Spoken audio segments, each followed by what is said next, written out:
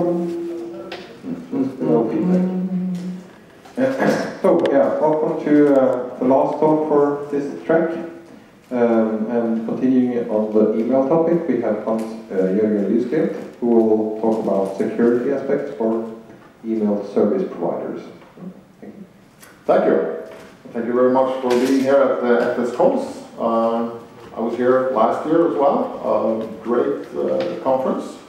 And I was especially impressed by Audits presentation last year. It sort of follows into a line of presentations around the whole aspect of email and security aspects around email. It was even brought up by the former speaker here that we need to make it more expensive to do surveillance, and I could not agree more. My name is Lysglimt. I am based in Oslo. I'm an internet entrepreneur and an activist in the sort of libertarian movement, the personal digital privacy and freedom movement, and I've been involved in that movement for a number of years. I started back in 1999 an email service called Runbox, which is still around. It's a nice company out of Oslo, and we pioneered back in 2000 cloud storage. Back then we called it to store your email on the server. It was a radical suggestion back then, because then everyone downloaded their email all the time. And 2000, of course, was also before before 9/11. So it was a different world back then. It was a different sort of, we were naive in a sense to a lot of the things that came later on. So I've done about 1 million email accounts and 30,000 paid subscriptions over the years. Number of employees. It was a pure email service provider service with webmail and all the things that you expect from that kind of service today. This is something I was going to show you. Is my gag order. This is a real live gag order from the Oslo Tinget, which is the local law, the city law in court in Norway. And I'm going to show you this story with a subpoena that we got from the FBI and through the Norwegian police, where I was ordered to hand over some data. So what I'd like to do is to show you some of the things that are going on in a commercial email service and some of the issues that you're faced with, what to do with them, and raise some questions around that. I'm not necessarily going to say I have the answers here. I'm going to raise some questions and show some things that are being done. And then I'm going to think about the future of this industry, where we're heading, and what needs to be done in the future, and raise some issues around that. So, you know, the court says that the employees of Runbox is, told to remain silent about the request for data and the legal setting and the data itself. So just showing you this slide, I'm in breach of my gag order. So already now we've broken the law, okay? So everyone is in on that, I hope. You're complicit by just looking at it, I guess. So back in the day when I started this email service,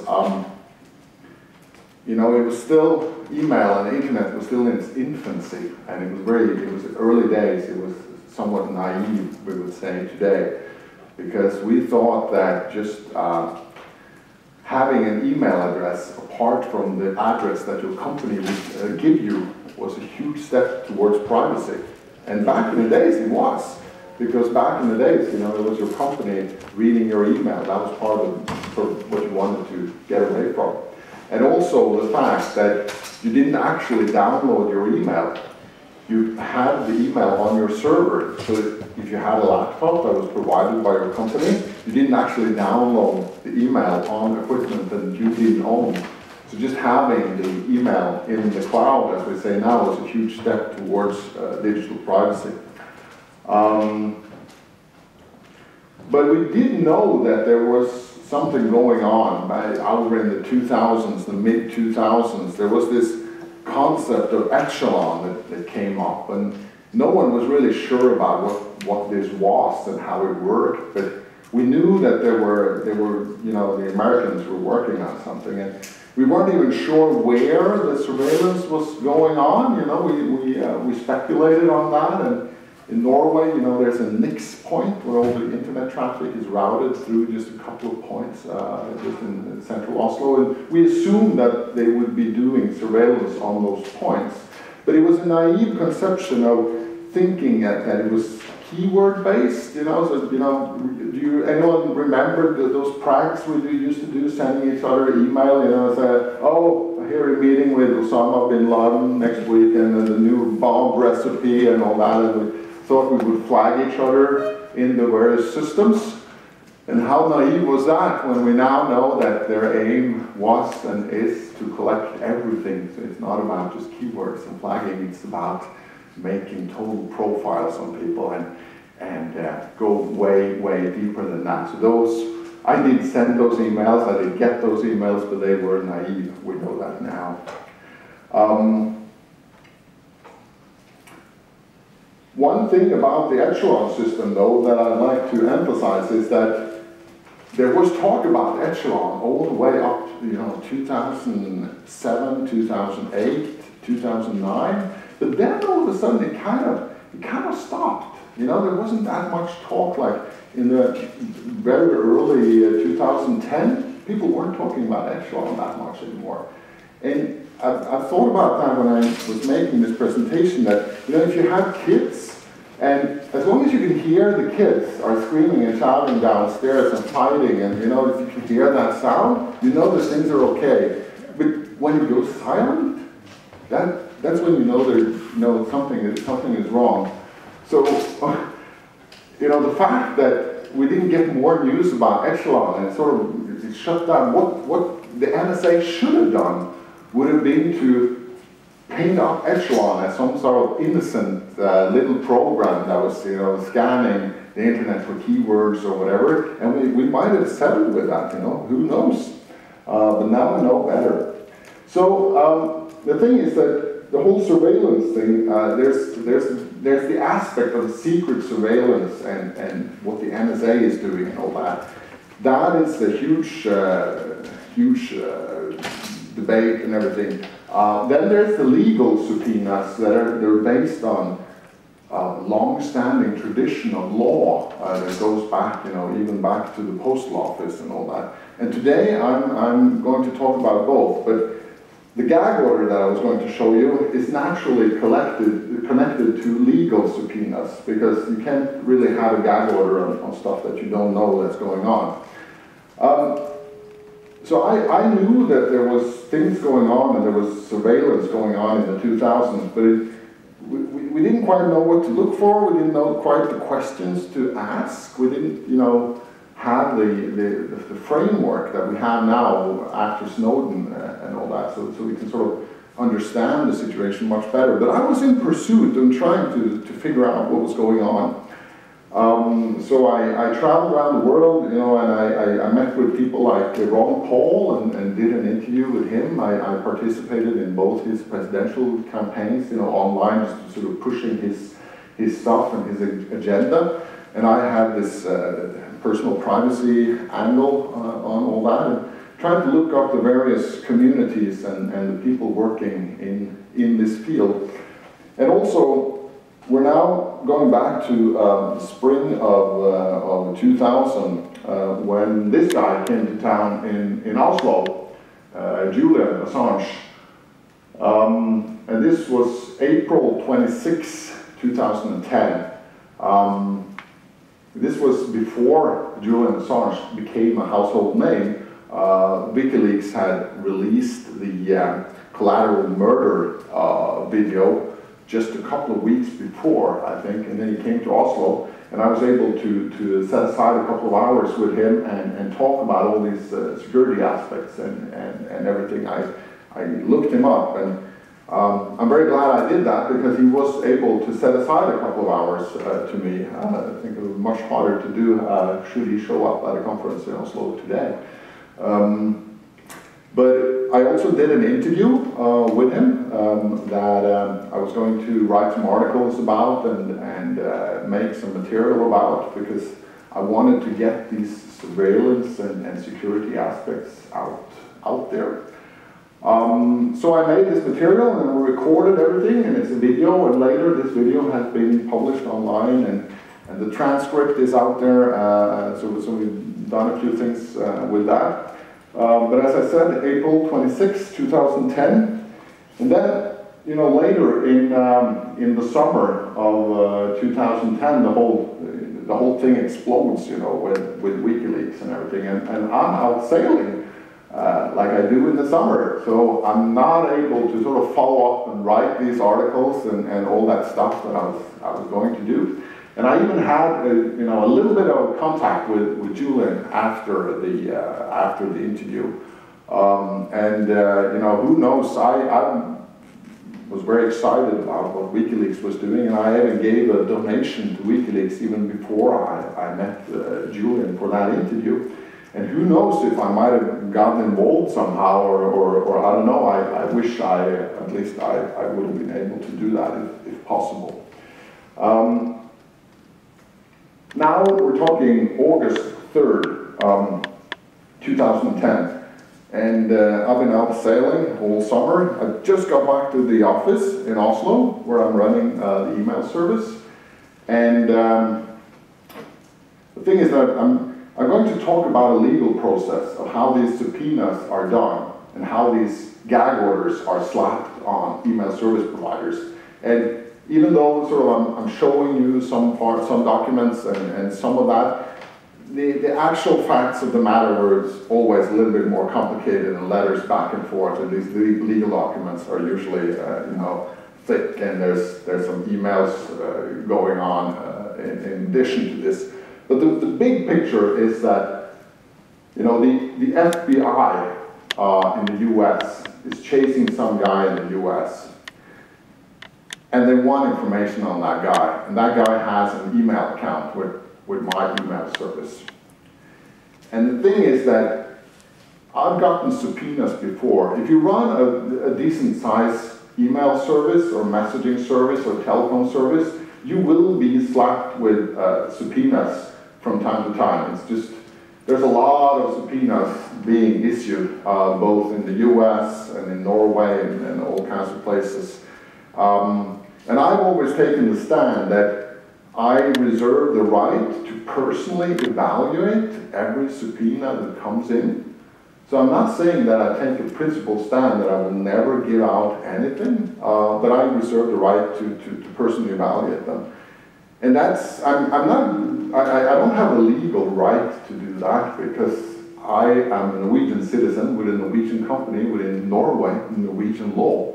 So I can't really say that I reserve the right to sort of interpret the Norwegian law myself. But still, I've always said that. And in the past, when these subpoenas have come, I have, you know, had different strategies. I always evaluated it myself, looked at the merits of the subpoena, what they were after.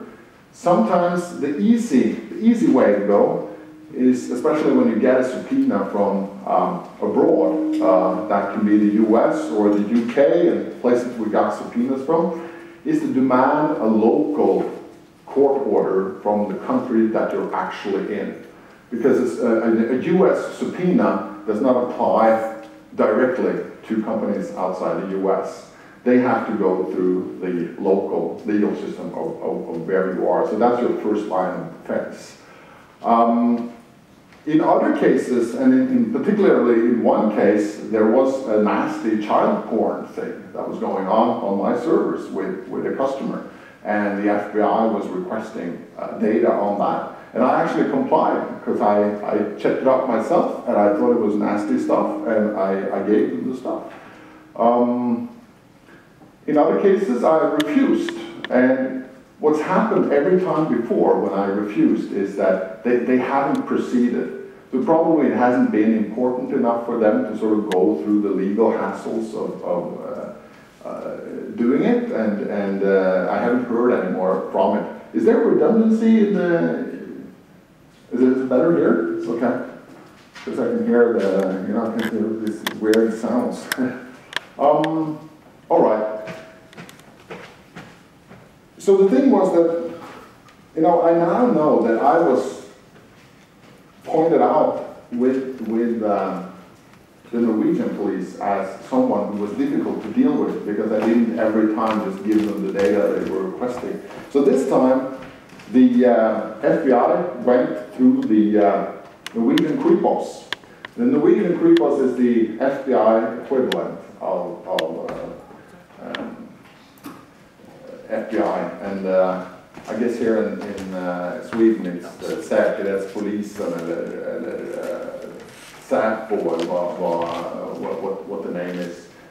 So the thing is that so Kripos, and they are a police authority. They have certain authorities as police, and what they did first was they issued a demand on me that I secure data on a certain customer, and this is something that the police can do, and I think it's meant for more like emergency measures. If there's like something really urgent and there's data that's in risk of being deleted or something like that, they have this measure that they can order.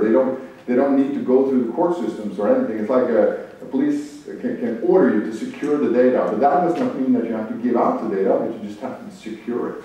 So they slapped an order to secure the data on me, and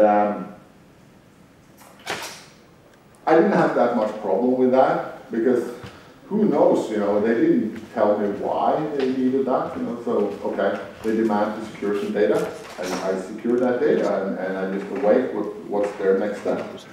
And the next step is that they request the data legally. And that's when I know that they have a subpoena. And there's this guy that I've hidden here. I don't need to they don't need to provoke them any more than necessary. But it's being investigated by American authorities for certain crimes. And it turned out that this was it seemed to me like a low-level tax thing. So it wasn't very important at all at the end of the day. But the thing is that the risk of penalty after American law, 10 years, and Kripos has just assumed that this relationship will also fall under Norwegian criminal, the legal terminology is not my strong side, but they assume that it's also a crime in Norway, and therefore what they do is that when they get a subpoena from the US, they don't really do a separate evaluation of whether or not this is a crime in Norway, or in Sweden, or in Holland, or Switzerland, or Australia, or whatever. They just forward that subpoena. And I think a lot of people will agree that the American legal system is like totally out of line. And when, I mean, they are giving people jail sentences of 200 years and stuff like that. I mean, who are they trying to kid? It's being ridiculous. And the thing is that they don't do a real evaluation of whether or not this is a crime in that country. They say they do it, but in reality they just forward the subpoena. So anyway, the important thing is turns out it's the FBI in the US. And in the end, I fight this, you know. I fight it as well as I can, but in the end, I have to turn over the data because you get a legal order and you get a gag order. So what do? Yes? You get them at the same time. So when you're requested to secure the data, are you then allowed to tell the customer? That came later. So you had actually a window where you were requested to secure it. Yes. So you could have told the customer, I've secured your data. That's right. And that's my next slide here, because what do? And so this guy, you know, Lava bit, I think it was very honorable what Ladar did. But this is not something that you can sort of, what do you expect Larry and Sergey to do? You know, if they get a, do you want them to delete Gmail? You know, and say, sorry, you know, yes. Sorry. Yeah, right. So, like 30,000 people in Google show up and for work the next day, and sorry, I just, you know, I had to delete the whole thing. That's, the thing is that these are very, very difficult issues. When you have a company, you have a board, you have employees, they have taken out mortgages, they have wives at home. So even though what Ladar did was very honorable, I think he was partly able to do that because he's a one-man band, more or less, when he did it. And also the fact that he had this very specific security aspects on his service. So he felt compelled to do that. You know, what happened to me was several years before Ladar, and we're a regular email service. And since I'm talking to my peers here in the sort of email community, you know that, you know, this data is not secure as such as it is on the servers. And if you get the subpoena, you get the police, what do you do? This is one of the questions that I wanted to raise with you here now, because it's not obvious what you're supposed to do. And this question comes up, you know, even if you're doing an encrypted email service, there's still the encrypted data itself, you might have that. Or you might have metadata that they might be interested in, or they might be even more aggressive and put themselves in as a man in the middle. And they slap a gag order on you, they set up a man in the middle operation, and what are you going to do? That's my question. Because sometimes I feel in the discussion of encryption and going dark, that there's this wish for almost like anarchy, and you know, as long as we just do the encryption strong enough and good enough, then we'll tie this down. But that's not quite the dimension that I want to raise here, because if you run a company and you raise money and you have employees and all that, you know, what do you do when they come for you? It's very, very difficult. Whoops. So my statement here today is that, you know, what I described to you here is something that pretty much all email service providers have basically the same situation. What I did was, I was sort of interrupted by a question there, but I challenged the legal order. I challenged it as much as I could. And I appealed it in the Norwegian sort of local law. And it was, the thing was that it was very easy for me to do that because the data was almost zero data. So there was almost nothing there. So that doesn't make the moral case better or worse or anything, but there was almost no data. But I didn't tell them that, of course. But I fought it on principle. But what I learned there, and this is very interesting, is that the legal procedure is seldom actually used. Because I found out in the end that I lost, right? They have the legal power to subpoena. I mean, they are the state, right? They are holding the gun in their hand, so they can get the data. And all the big service providers, they know that. So if you challenge them, they know that they can get the data. And that's why, you know, when Google are getting thousands and thousands of these every year, they cannot actually go through the legal procedure every time.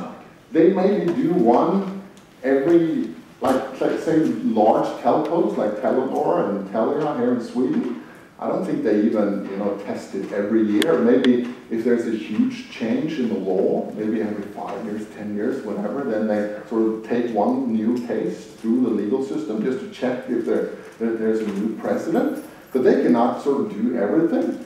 So they just know that they will lose. So why go through like the legal procedure that I went through? It took 6 months, the whole process, and me appealing it and everything until I finally lost. So what do you do? So the thing is that because I actually went through the legal system and in the end lost, they slapped the gag order on me. So I have an explicit gag order.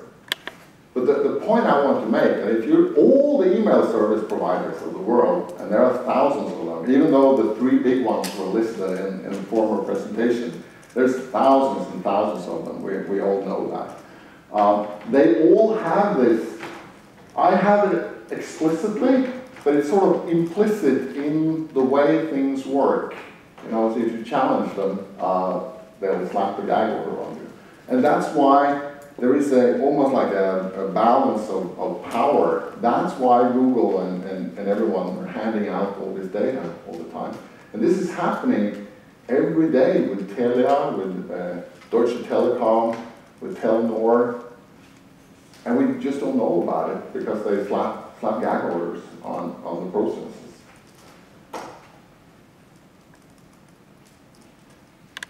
I think it's interesting to reflect upon the rights that individuals have and what a corporation is. Because we mentioned Lagarde and what he did, an honorable thing, even though I think it's very problematic what he did, but it's honorable still. I think it's important to realize that the corporation, to a certain extent, is an entity of the state. A corporation is formed as a permission or a set of legal contracts within the state. So in a sense, it is an extension of the state itself. And you sort of have to comply with the law of the country that have issued you a company sort of certificate to do business. It's very difficult for a corporation to be truly rebellious. And one of the reasons is that companies are run by boards, and that's basically a management by committee. A board is a committee. So I would, you can't really trust the corporation. And thus the corporation is unsuited to resist the state out of line when it comes to surveillance and control. So I'm not proposing a solution here, I'm just making a conclusion from a series of events that have happened.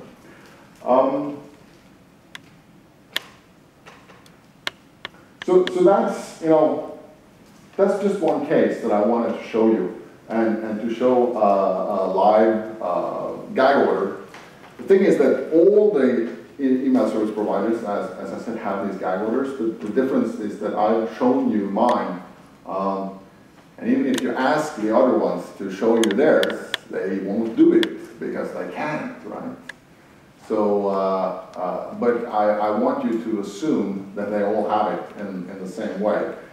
And the thing is that this is a big problem even for democracy, that there are things that we can't talk about. Isn't that a big problem? That only like certain people like me that are actually showing sort of the gag orders, that you only get like a glimpse of what's going on, and then you just realize that there's this huge field of stuff going on that we don't know and we can't talk about. So, okay, next. Trying to look at some solutions going forward. Encryption is absolutely needed, but alone it's not the entire solution. Because I've been sort of reflecting on this. I think that the encryption problem will be solved within like a few years now. and I think we will have end-to-end encryption using public and private keys. I think there's all this experimentation going on and so many initiatives going on.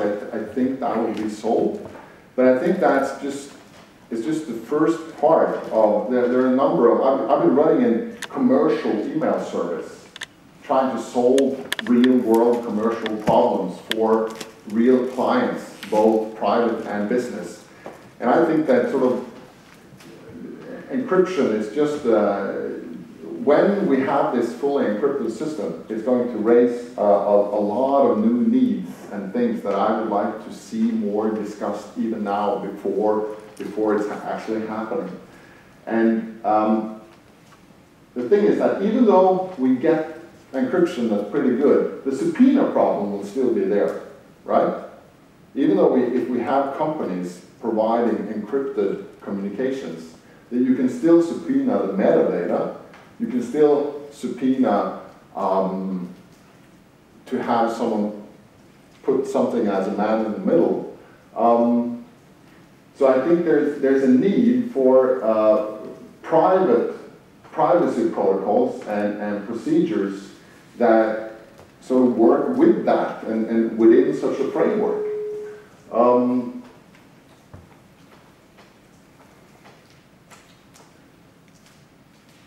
If you have an encrypted email service, let's assume like an ideal encrypted service like we've been talking about before, you still have the problem of identity, anonymity, backup, recovery. And you also have problems like estate handling. What happens if you die? I've said that on purpose. Is there anyone here who's not planning to die? The thing is that, you know, when you die, you leave an estate, and there's usually a lawyer that's sort of set to clean up your mess, usually. But if everything is digital and you have all your domains sort of registered on, everything is going into this encrypted mailbox and no one can get access to it, what's actually going to happen, you know, when they try to sort out your mess? I have, like, you know, all my stuff is going through my email address, and I don't know, I have a lawyer and I haven't even discussed it properly with him. What should he do? He can't access my mailbox, and you know that there's all this stuff going on. And so I think we as email service providers need to think through this and to offer different kinds of solutions. And it's very difficult to have a totally secure system that's immune to surveillance and subpoenas and all that, and still have a door open for a lawyer or someone to work on your estate once you die, and we're all going to do that. I think there's also a big problem around incapacitation and accidents. Like in Oslo, we usually talk about the tram taking you. That's, you know, the tram running you over. It happens every year with some people. So what do you do if you're just incapacitated or put in jail or kidnapped? You know. So what are, if you're kidnapped, then it's obvious that the solution somehow to who kidnapped you, or where you are, or whatever, is somehow in your mailbox, but it's totally encrypted and locked down. Really extremely frustrating for the people who love you and who are trying to find you or whatever. So these are the kind of things that we need to think about. Also, legal issues and legal defense is something that needs to be thought about, because sometimes you might need to say that they put you in jail, and you know that somehow within your email system is the whatever that can free you from their accusations. You need to sort of, but they have you in jail and you don't fully trust your lawyer to look through everything, so you might need some kind of system to just take out some of it and prove your innocence without sort of revealing everything you've ever done. These are very complex issues. Also, of course, if you're running a business and you have assets under management, that's another issue that needs to be thought about. If you encrypt all your email and you sort of have a secure system. Another problem, of course, is integration with other systems, third-party systems. How do you sort of a secure, encrypted data set? How do you integrate that with other systems? Maybe this is a big question mark. This is a big question mark, and maybe we'll even allow some kind of voluntary policing of our data. Is that, a way to do, maybe through a third party, a trusted third party or something? Then there's the matter of historical records. When it comes to authors, and there's a tradition that, you lock down all your papers and all that, and you write a big note on the outside, do not open until 50 years, or do not open until 100 years or something.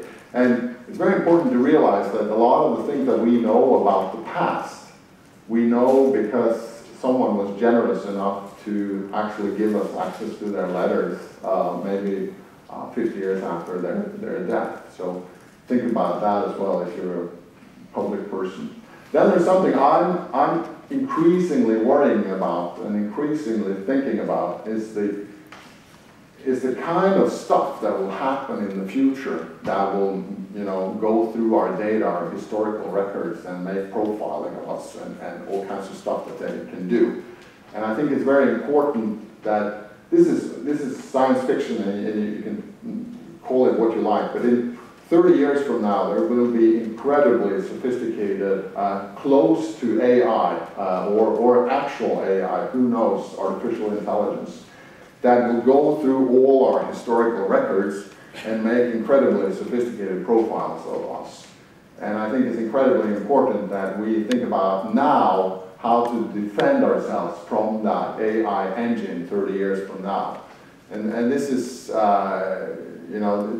this kind of AI systems will be so sophisticated that it can't really be anticipated how sophisticated they will be and how they will use this data, but it's still important that we have this discussion now before this happens. And that is, of course, related also to the what else, unknown needs that might come in the future. So we need to encrypt and we need to do all that, but we also need to think about these other issues.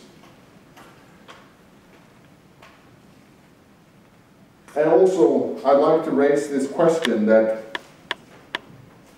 the government has the power. The government is holding the gun. The government is subpoena. They're picking up data all the time. If we go dark, and like we're pursuing in a way, what will be the government's response to that? And how will we respond to that again? Because I'm afraid that the government will use their strong hand even more.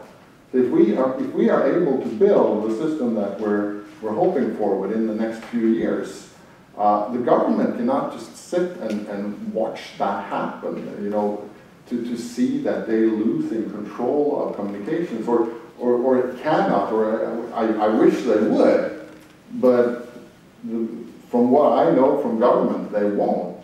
So they will respond to that somehow. And I believe that they will slap down with a hard hand. And how will we respond to that in turn?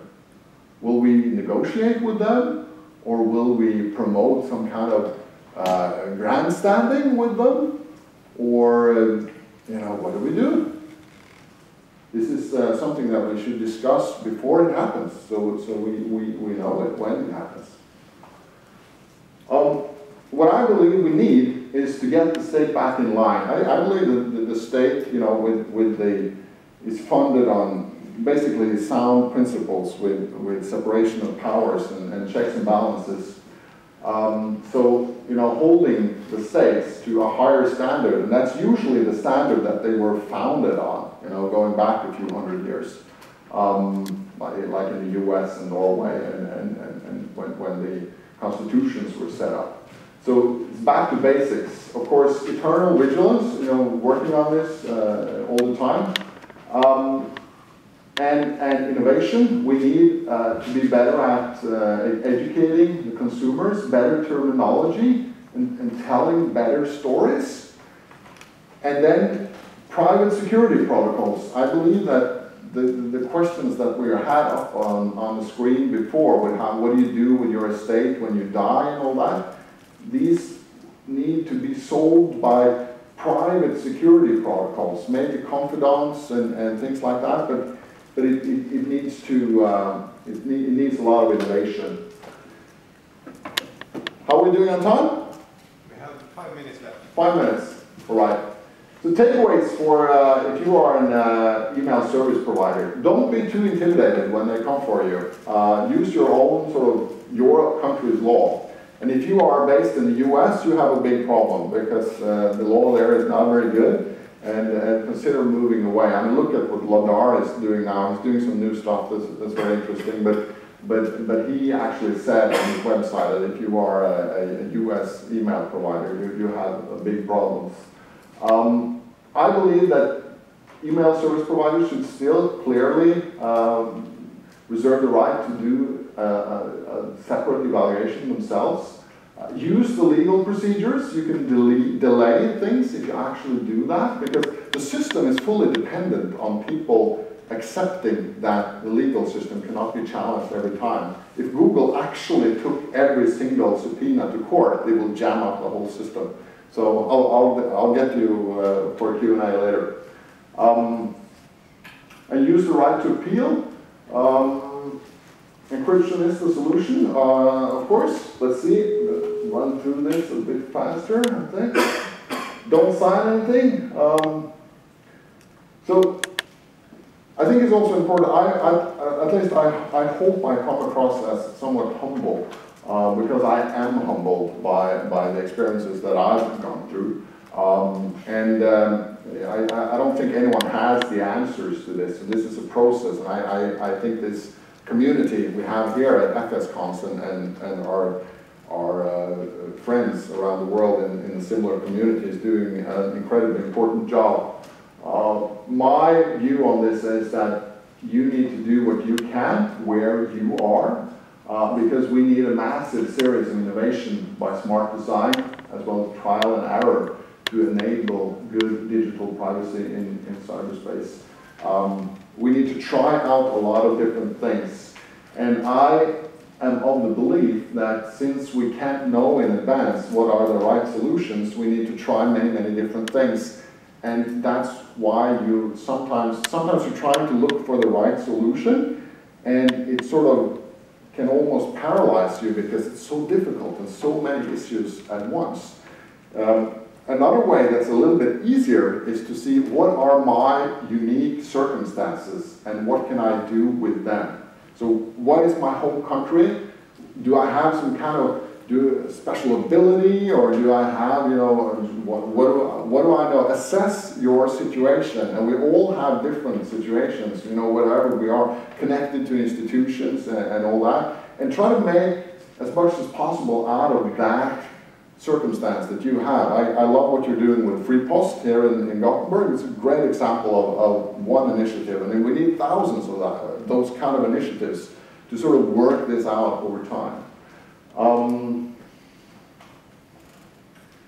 I think it's also important that email is not just one thing. It's an incredible amount of things working together, and all of those things need innovation. So you don't need to fix the whole system. If you can just do a good job on one part, that might be very important. So we have, you know, in New Zealand, Kim is doing stuff on Mega. I like the Telegram project in Russia. I think it's interesting. Switzerland has some advantages. Iceland, you know, Smari was here last year. He's doing great stuff on Mailpile and the IMI project there. And the US, of course, with all their pros and cons, there's very interesting stuff happening there as well. I happen to be in Norway, so I have to ask myself, what can I do in Norway? Or at least that's a relevant question to ask, and to see, you know, where do you stand, and what can you do there.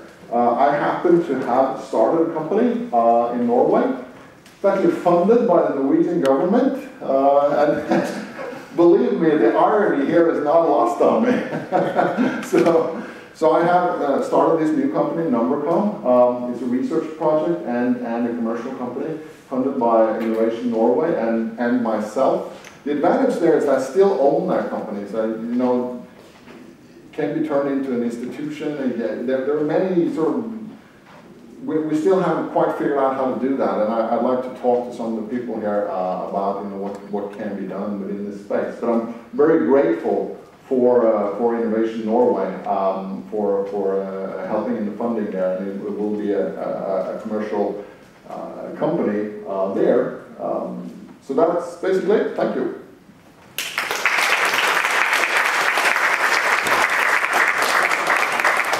Question time. Yes, just a second. So we are a bit over time, but this is the last talk, so it's not really a problem. There will be lightning talk starting in about 15 minutes in the cafe. But first, some questions. Yeah, okay. Okay, one remark. For many people here, tries the email service, they should know that, for example, DigitalOcean is a US company, so safe haven does not apply. Please remember. That's why FreePost, for example, does not use that company. They use like servers in Sweden, preferably. Secondly, you talked about you fighting the legal thing. That's interesting. However, did you try to use the press in any way while you were fighting them? And what was the reactions if you did so? I fought them within the system, and one of the reasons why I could do that was that I knew that there was no interesting data actually being delivered over at the end of the day. And that's one of the reasons in a sense, it was easy for me to do the fight, because I knew that the data that I provided was just some spam basically in that account at the end of the day. There was nothing that could incriminate or do anything for that case one way or the other. I did not use the media, and that's because the first gag order actually came very early. Actually, on the very day that they came to my office several times, police officers, brute guys, like 2 or 3 guys came to the office, 2 or 3 guys, and I had a secretary out, in the reception area, and these guys were flashing badges, and it creates a terribly bad atmosphere, I'm telling you guys. But I did not use the media, partly because I was legally obliged not to do it, and of course, I mean, this issue, it's brought up in management, it's brought up on the board. I should say I'm not involved in the Runbox company anymore. I've given it away to the employees. They're doing a great job with it. But even though I personally might be wanting to go to the media and raise hell, I am not the company. That was why I brought up Ladar. I think he was sort of, the company in him was more sort of, he could do that kind of thing. But as soon as you have a whole team of people, you can't sort of, it's a company, it's not one guy. We had a question here down here. So, looking at the legal environment here, mails normally look like the property of the mail provider and not the person who's actually on mail. And if you look at banks, they have had money seized secretly, and people have, the judges have said that was completely unreasonable to do. You can't seize people money without telling them that they seized their money.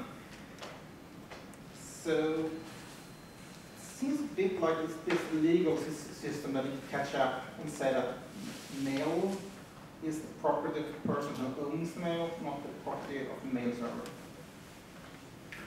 Yeah, sure, but still, I mean, the police will probably, I don't know much about policing, but the police probably need certain tools to do policing. Policing is not my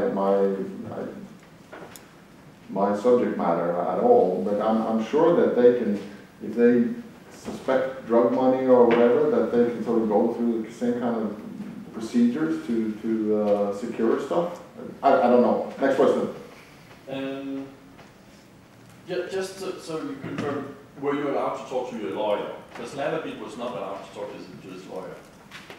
That is actually not specified in my gag order. I did talk to my lawyer, but whether or not I was actually allowed to do that, that's a different story. But I think in the Norwegian system, there are some very strong precedents for always being allowed to speak to your lawyers. I think other sort of legal things would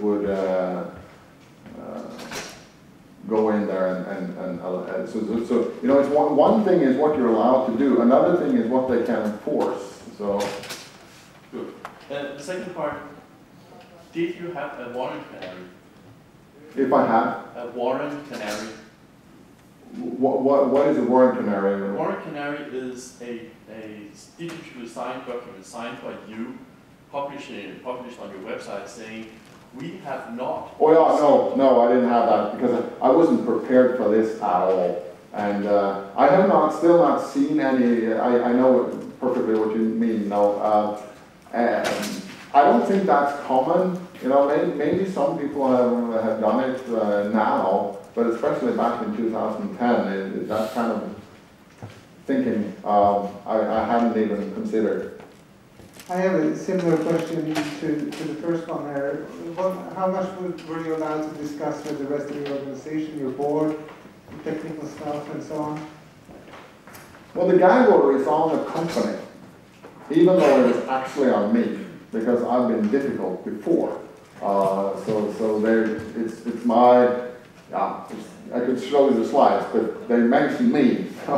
It's me they're after because they know I'm the difficult guy. And even though it's not a large company, so even though Ladar was maybe basically a one-man show, we were just like 4 or 5 people. So it's not. I was the problem, not the company. But that's a good question because it doesn't specifically say, but I think it's implicit in the text that they're demanding the data from the company, and the company sort of needs to. It's not enough to just have one guy. So it's implicit that the company employees need to talk to each other and collectively sort of do the deliverance. I know that there are certain rumors in the US that they're targeting sysadmins specifically and slapping an even stronger gag order on sysadmins so they can't even talk to their management. That's another issue that I don't really know anything about. Yeah, thank you. Any more questions? Yeah, one here and one there. Just a second.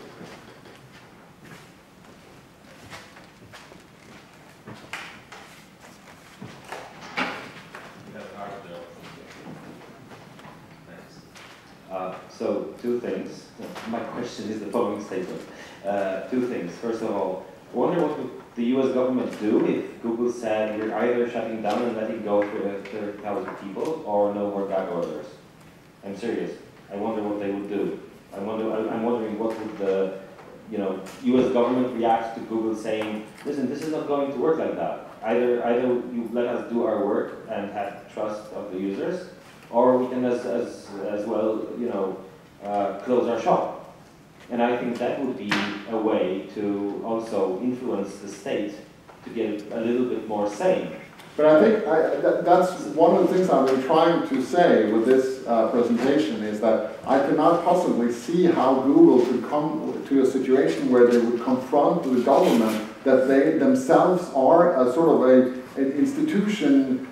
There is somewhere in the archives of Google a letter of incorporation in the state of, wherever, Delaware or whatever, and that letter is sort of the premise of the company of Google, and it's issued by the state, and you sort of, you can't sort of... But on the other hand, and that's the second thing. But on the other hand, somewhere in the archives or in the Library of Congress or whatever, there's a document saying we the people that created the United States. So you could also say that the United States is a blah blah blah. And we know that the fact that this document exists doesn't exactly mean that it works as it should. So my point being, The corporation is an extension of the state, just as the state is an extension of the corporation. And the question is, are corporations then only dangerous when they are in collusion with the state? Because I don't believe so. I think that corporations can be dangerous to our freedoms, to our whatevers, regardless of whether or not they're operating in a given moment or in a given action in collusion with the government. They can be dangerous in and of themselves. That might be an interesting point. That's not my point in this debate. I sort of don't stretch what I said too far, but that's another debate. I'm not prepared to take that. Hello. I had sort of a remark. In Sweden, the security police got to Bahnhof and said that they wanted all the logs. Well, fortunately, the law in Sweden is that you can record anyone without telling them. And of course they did, and they spread it on the internet quite quickly. So the point is, I think, or just like if you are an ESP, I think you should have a recorder somewhere and just put it on as soon as someone comes being an idiot. Because obviously if they don't have time to publish the gag order before it's out on the internet, well, that's a shame for them. I don't think in my case it would have made much matter if I recorded what they said, because they were professional. I mean, so I was never sort of abused, or there was no sort of what can I don't have any sort of problem with sort of the way, because they use the law properly, like the way the law is. Yeah, I'm sure they did, but I mean, many people don't know how the law is, so if you release the shit on the internet, they will like, what the fuck? Is the law like that? Because, I mean, you're supposed to know the law. Yeah, right, most 99% of the population do not know all the parts of the law. I guess that's why they slapped the gag order on the very first request. So you cannot do that. You cannot sort of go out in the media. That is part of the process. Is there a question over here? Or no? Any more? I'd love to talk to any one of you about these kind of matters. I'm working with new kinds of solutions along this kind of thinking. So please contact me. That's my Twitter handle, of course. And thanks again. Yep.